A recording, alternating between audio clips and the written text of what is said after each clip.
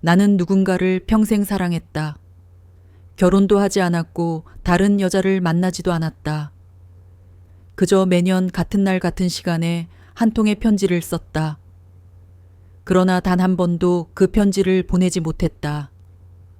그녀는 내가 상처 준 여자였다. 내가 바보처럼 오해하고 서툴게 등을 돌려버린 그날 이후 우리는 서로의 인생에서 사라졌다. 그리고 30년이 흘렀다. 어느 날 우연히 시장 한편에 오래된 벤치에 앉아있는 그녀를 보았다. 백발이 성성했지만 나는 단번에 그녀임을 알아봤다. 가슴이 저릿했고 숨이 멎는 것 같았다. 그렇게 오랜 시간이 흘렀는데도 그녀는 여전히 내 마음속에 살고 있었다. 그날 이후 나는 매일 그녀의 동네를 서성였다. 말을 걸 용기도 멀어질 용기도 없었다. 단지 바라보는 것만으로도 충분한 듯은 했지만 마음은 점점 더 무거워졌다. 이대로 아무 말도 하지 않고 또다시 그녀를 잃을까 두려웠다. 그래서 오늘 나는 마지막으로 용기를 내보기로 했다. 내가 원한 건 단 하나였다. 사랑이 아닌 용서였다. 내 이름은 정구현, 올해 65이다. 경기도 구도심의 작은 아파트에 혼자 산다. 은퇴하기 전에는 인쇄소에서 오랫동안 일했다. 기계 소리에 묻힌 하루 먹고 자고 일하고 그런 일상이 내 삶이었다. 퇴직 후엔 아침마다 인근 공원 벤치를 돌고 오후엔 중고 서점을 들른다. 저녁이면 라디오를 틀고 조용히 글을 쓴다. 누구와도 깊이 엮이지 않고 누군가에게도 큰 기대를 하지 않는 나날들. 어쩌면 그게 내 벌이었는지도 모른다. 젊은 시절 나는 사랑하는 여자가 있었다. 그녀의 이름은 이서영. 30도 되기 전 우리는 정말 많이 사랑했고 세상 어떤 것도 우리를 갈라놓을 수 없다고 믿었다. 그러나 그런 믿음은 아주 작은 오해 앞에 너무 쉽게 무너졌다. 내가 설명하지 않았고 그녀는 묻지 않았다. 그 침묵이 점점 벽이 되었고 결국 우리는 끝났다. 그 후로 나는 누구와도 다시 연애하지 않았다. 몇 번 소개팅 자리가 있었지만 마음은 항상 그녀에게 머물러 있었다. 사람들은 말했다. 그녀 하나 때문에 인생을 이렇게 낭비하면 안 돼. 하지만 그 말은 내겐 닿지 않았다. 나는 그녀를 잊으려고 하지 않았다. 오히려 잊지 않기 위해 편지를 썼다. 한 해에 한 번 생일이 되면 그녀에게 하고 싶었던 말을 적어 내려갔다. 보내진 적은 단 한 번도 없었지만 그 편지들은 내 삶의 유일한 고백이자 버팀목이었다. 어쩌면 나는 그녀를 기다리고 있었다. 용서받기 위한 기회를. 아니 어쩌면 단지 한 번 그녀의 눈을 다시 마주보고 진심을 말할 기회를. 그 오랜 세월 동안 나는 내 안의 시간을 멈춰놓은 채 살아왔다. 그 시계는 이제 다시 움직이기를 원한다. 그날은 평소처럼 흐린 수요일 오후였다. 비가 올 듯한 하늘 아래 나는 우산 없이 동네를 걷고 있었다. 특별한 목적도 없이 그저 발길 닿는 대로. 그러다 골목 끝 작은 도서관 앞 벤치에 앉아있는 한 여자를 보게 되었다.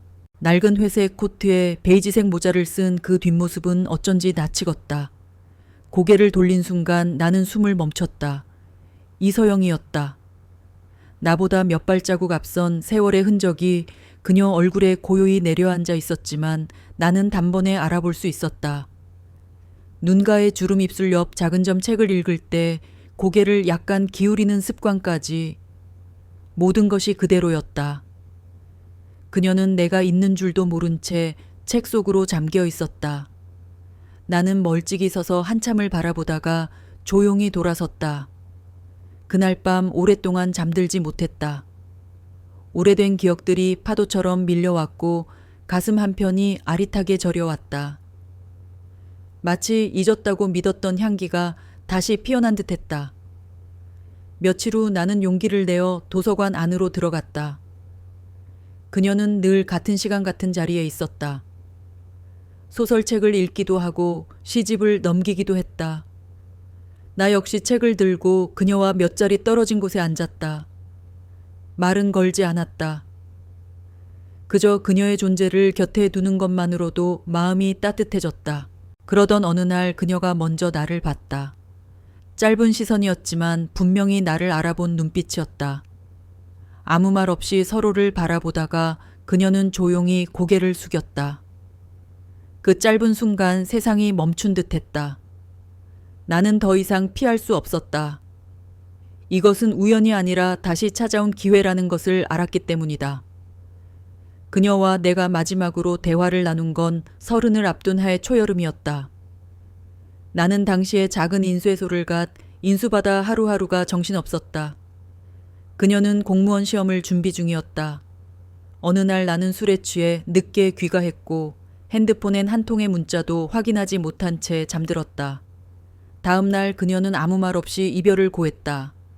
나중에서야 알게 됐다. 그날 밤 그녀는 가족에게 상처되는 말을 들은 뒤 나에게 기대고 싶었단 걸. 그러나 연락이 닿지 않았고 다음 날 우연히 내 옛 여자친구와 함께 있는 장면을 목격했다는 걸. 우린 단지 동창회 모임이었지만 그녀는 설명을 기다리지 않았다. 그리고 나는 그 설명조차 하려 하지 않았다. 어린 자존심, 자격지심, 그리고 어리석은 침묵. 그것이 우리를 갈라놓았다. 시간이 지나며 미안하다는 말을 꺼낼 기회는 점점 멀어졌고 결국 연락처도 바뀌고 삶도 바뀌었다. 하지만 이상하게도 그녀는 내 기억 속에서 단 한 번도 흐려진 적이 없었다. 30해가 흘러 눈앞에 다시 나타난 그녀는 더 이상 옛날의 서영이 아니었다. 미소는 깊어졌고 눈빛은 조용한 강물 같았다. 하지만 그 눈빛엔 여전히 조심스러움이 묻어 있었다. 나는 다가가고 싶었지만 과거의 죄책감이 내 발목을 붙잡았다. 며칠을 망설이다. 나는 결국 그녀에게 말을 걸었다. 서영 씨, 잘 지내셨나요? 그녀는 놀란 듯 나를 바라보다 잠시 침묵했다. 그리고 조용히 대답했다. 네. 덕분에요. 그 짧은 말 속에는 수많은 시간들이 겹쳐져 있었다. 고마움도 원망도 무감각한 체념도 담긴 듯했다. 나는 한 걸음 더 다가가고 싶었지만 그녀는 더 이상 말하지 않았다. 그날 이후로 그녀는 도서관에 나오지 않았다. 내 안의 시계는 다시 멈춘 듯했고 공허함은 더 깊어졌다. 나는 알고 있었다. 그녀에게 상처를 준 사람은 나였고 다시 그녀의 평화를 흔드는 존재가 되는 건 아닐까 하는 두려움. 그 두 감정이 끊임없이 내 안에서 싸우고 있었다. 하지만 내 마음은 여전히 그 자리에 있었다. 미안하다는 말을 용서를 구하는 그 한마디를 언젠가 꼭 전하고 싶었다. 사랑이 아니라 진심이었다. 그녀가 도서관에 나오지 않던 그 일주일 동안 나는 매일 그 앞을 서성였다. 벤치는 비어 있었고 그 빈자리는 내 마음의 한가운데처럼 아프게 느껴졌다. 괜한 걱정일지도 모른다 생각하면서도 나는 동네 약국과 병원까지 찾아가 그녀의 이름을 물었다. 그러다 작은 내과 병원에서 그녀의 이름을 들었다. 감기로 입원했단다. 단순한 증상이었지만 고혈압과 당뇨가 있어 며칠간 관찰이 필요하다고 했다. 나는 조심스럽게 병실을 찾았다. 그녀는 창가에 앉아 있었고 햇살이 희미하게 머리카락을 비추고 있었다. 나를 보자 놀란 듯 했지만 이번엔 등을 돌리지 않았다. 나는 입술을 깨물며 입을 열었다. 그날 미안했어요. 너무 오랫동안 그 말을 못했어요. 그녀는 조용히 나를 바라보다가 고개를 떨구었다. 나는 가슴에서 구겨진 편지 한 통을 꺼냈다. 지난 생일에 쓴 것이었다. 보내지 못하고 서랍 속에 넣어뒀던 그것. 이건 올해 당신 생일에 쓰던 편지예요. 사실 지난 30년 동안 매년 썼어요. 다 못 보냈지만 한 글자 한 글자 당신을 생각하며 썼어요. 그녀는 아무 말 없이 그 편지를 받아들었다. 떨리는 손으로 봉투를 열고 천천히 읽기 시작했다. 몇 줄을 읽고 나서 눈가가 촉촉해졌다. 그러나 눈물은 흘리지 않았다. 대신 조용히 말했다. 나도 가끔 그날을 생각했어요. 내가 조금만 더 물었더라면, 당신이 조금만 더 솔직했더라면 우리 둘 다 어린 마음으로 상처를 키웠죠. 나는 숨을 들이켰다. 지금이 아니면 다시는 말하지 못할 것 같았다. 서영 씨, 내게 사랑을 다시 허락해달라는 게 아니에요. 단지 나 자신을 용서할 수 있도록 당신의 용서를 받고 싶어요. 잠시의 침묵 후 그녀는 조용히 말했다. 우연 씨, 나는 이미 오래전에 당신을 용서했어요. 다만 잊은 건 아니었죠. 그 순간 가슴 깊은 곳에서 억눌렸던 감정이 무너졌다. 울 수 없었지만 속으로는 울고 있었다. 그녀의 말은 사랑의 고백보다 더 깊고 진한 위로였다. 병원에서 퇴원한 그녀는 예전처럼 도서관에 나오지 않았다. 나는 억지로 찾아가거나 전화번호를 묻지 않았다. 그날 병실에서의 대화는 모든 걸 말해줬기에 나는 그저 기다리기로 했다. 다시는 서두르지 않겠다고, 서툴게 다가가지 않겠다고 다짐했다. 그리고 어느 날 오후 도서관 앞 벤치에 그녀가 앉아 있었다. 낡은 코트를 입고 손엔 따뜻한 유자차 한 병이 들려 있었다. 나를 보며 조용히 미소 지었다. 나는 아무 말 없이 그녀 옆에 앉았다. 둘 사이엔 말보다 더 깊은 정적이 흘렀고 그 정적은 이상하게도 편안했다. 그 후로 우리는 자주 함께 걷고 함께 앉아 책을 읽었다. 특별한 약속도 없었고 관계에 이름도 없었다. 다만 그녀는 때때로 나에게 김치찌개를 싸줬고 나는 고장난 전등을 갈아줬다. 누가 먼저 다가가는 것도 누가 더 기대는 것도 아니었다. 그렇게 나란히 존재하는 것만으로 충분했다. 가끔 이웃은 묻곤 했다. 두 분 사귀세요? 우리는 웃으며 대답했다. 아니요. 그냥 오래된 인연이에요.